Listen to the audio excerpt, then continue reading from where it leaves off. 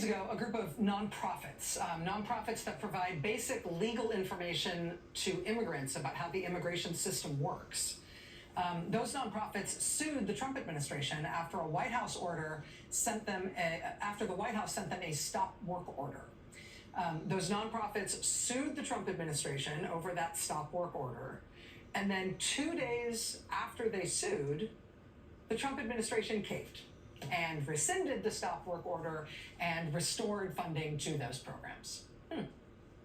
Funny how that works. Earlier, we showed you that protest outside the Treasury Department today, denouncing the takeover of that agency by Elon Musk and his weird band of teenage underlings. There's also now a lawsuit on that score as well. Federal employee unions are suing the Trump administration over what they claim is the Treasury Department illegally sharing Americans' private data with Elon Musk and his friends. We've also had 2 judges order a halt to the Trump administration's freeze on all federal spending.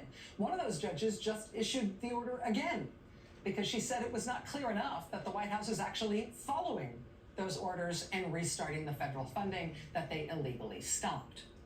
Politico reports today that despite the court orders, nonprofits and state agencies are still unable to access some federal funds from the EPA. Dozens of Head Start preschools they're still locked out of their federal funding. They may need to close their doors if that does not get cleared up.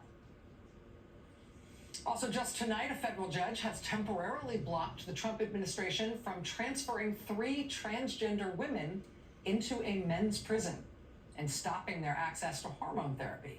This is something the Trump administration was trying to do under one of its several executive orders, singling out trans people for particularly cruel forms of persecution. But that prison one has been blocked by court order tonight.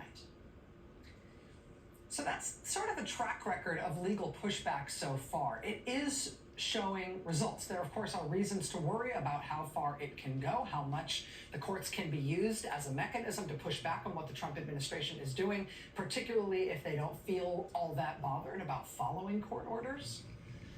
But that track record, where it has been a source of pushback and that has had some results thus far, that is the context in which we've now got 2 big, important lawsuits brought against the Trump administration in terms of their efforts to dismantle the FBI.